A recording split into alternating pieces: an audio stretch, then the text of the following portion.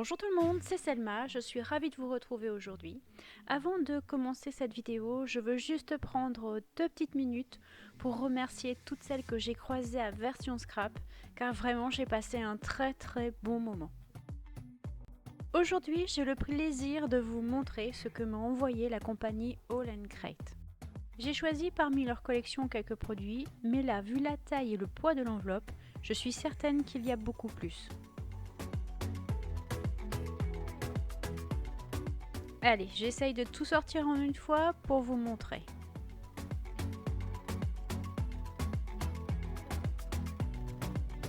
J'ai senti qu'il y avait des produits qui avaient glissé dans le fond. Alors hop, je les récupère. Voilà, tout est là. Eh bien, waouh! J'ai envie de dire que là, je suis vraiment super gâtée. Le petit robot comme la princesse, c'est les 2 tampons que j'ai tout de suite remarqués parmi leur nouvelle collection.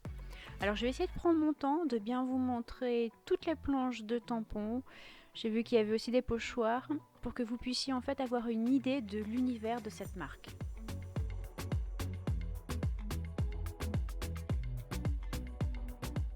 Alors chez eux, il existe plusieurs tampons comme ça, nommés House. Je les trouve vraiment super jolis. Et alors lui, mais je l'adore. Dans mon colis, j'ai reçu aussi un bloc acrylique pour les grands tampons longs et fins. Si vous connaissez la marque, vous savez de quoi je parle. On passe maintenant aux pochoirs. Alors j'avoue, j'ai une petite préférence pour les pochoirs à texture comme celui-ci, qui en fait font des piles de bois. Et je trouve que c'est vraiment très fin et je suis certaine que le rendu va être sympa. Celui-ci aussi m'a beaucoup plu quand je l'ai vu, il est plus géométrique. Et lui, je pense que ça doit faire partie en fait des incontournables. De nouveau, on retombe dans les tampons, mais cette fois de plus grande taille. Alors pour bien vous montrer, je retourne la planche car il y a un élément central et plusieurs petits tampons autour dans le même thème. Moi, j'adore tout ce qui est écriture et couture, engrenage, tout ça, je trouve que ça se loge dans n'importe quel fond de page. Voici un autre pochoir, cette fois d'une taille différente, beaucoup plus long. Et là, à ma grande surprise, j'ai un format A4 en tampon. Jamais je crois que j'aurais osé faire un tel achat. Mais merci à la marque, car je le trouve vraiment superbe. Il y a des lignes d'écriture, des chiffres, trop beau. Et bien voici un deuxième, et cette fois c'est les coccinelles qui sont à l'honneur. Alors j'aime beaucoup aussi, je vous avouerai que là tout de suite je ne sais pas encore ce que je vais faire, mais je sens déjà que je vais vraiment bien m'amuser. Sur le côté droit de ce tampon, on retrouve des dominos, un cœur couture et quelques chiffres. Je crois que ce tampon a vraiment du potentiel.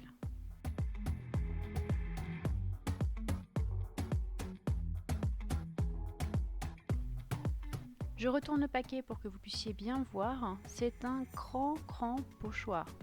Du soleil, des vagues, ah ça sent bon l'été tout ça. Là nous avons un autre petit tampon House, je vous avais dit qu'il en existait plusieurs, celui-ci a dû se glisser pendant que je sortais tout du paquet. Et là nous avons donc le grand bloc acrylique pour utiliser les tampons format A4. Tous les produits sont là, je vais essayer de faire une petite sélection afin de vous montrer ce que ça donne avec l'encre.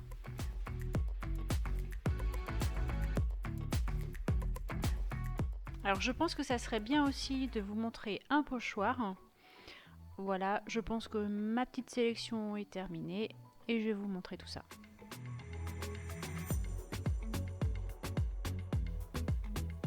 Je vais commencer par un tampon maison car je les trouve vraiment très jolis et ça fait comme si en fait le croquis était dessiné et qui ne demandait qu'à être aquarellisé.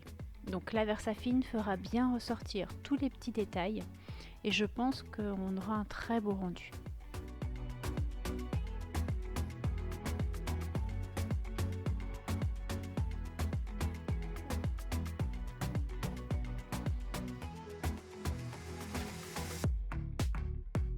Le résultat est exactement celui que j'avais imaginé. En fait, ce tampon ne demande qu'à être aquarellisé.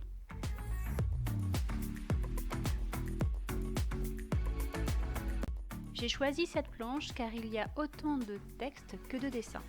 Et là, tout de suite, je vais tester un petit mot, une petite phrase.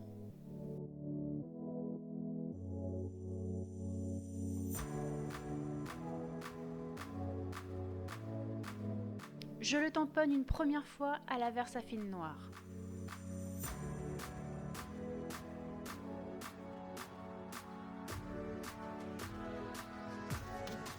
Et maintenant je recommence, mais avec la Versafine grise.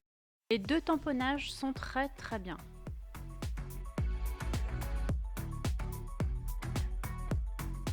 Alors tout à l'heure, le petit arrosoir avec le cœur à l'intérieur m'a fait de l'œil. Donc lui, je vais le tenter aussi avec deux encres différentes.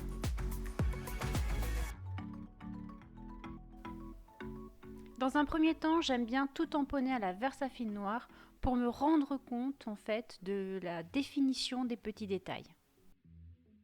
Et maintenant, je fais le même test, mais avec de la Distress Oxide. Je dirais que le résultat est tout aussi convaincant, les deux sont très bien. Alors évidemment, la Versafine est un tout petit peu plus nette, mais un tamponnage comme ça avec de la couleur, c'est très sympa. J'ai hâte maintenant de voir le résultat sur ce petit robot.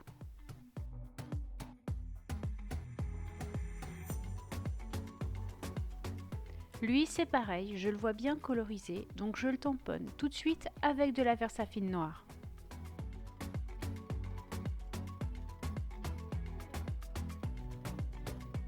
Ah, je le trouve trop craquant. Maintenant, je vous propose de tester cette grande planche. Je vais commencer par quelques détails avant de vous montrer un gros morceau de tamponnage.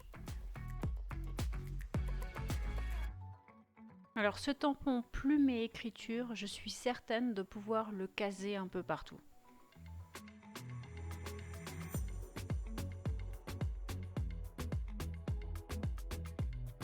C'est sans surprise, je le trouve vraiment très sympa.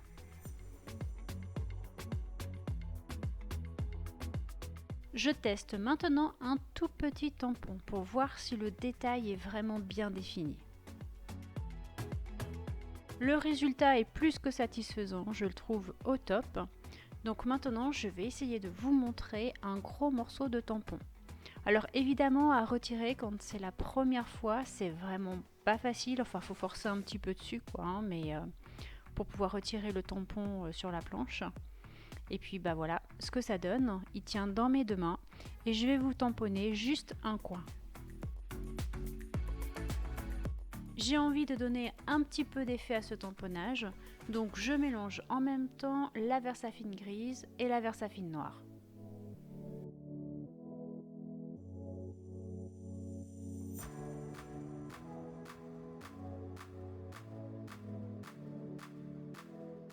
Et hop, c'est parti pour l'application. Bon alors évidemment, j'aurais pu sortir le grand bloc acrylique que All & Create m'a offert dans cette enveloppe, mais je n'y ai pas pensé une seconde, donc j'ai fait avec les moyens du bord. Je crois que de tous, c'est vraiment ma préférence, ces tampons qu'on peut utiliser dans les fonds. Je les trouve vraiment très beaux, très réussis. Alors je vais vous montrer maintenant un des pochoirs et j'ai donc choisi le rondin de bois. Pour que ce soit plus parlant et que ça se détache bien de mes autres tamponnages, je vais le faire à la Distress Oxide. Et là je ne suis pas du tout sur un papier aquarellable, même pas sur un basil puisque c'est du papier machine. Mais je suis certaine que le résultat sera très sympa. Comme mon papier est plutôt fin, j'essaie de pas trop mouiller.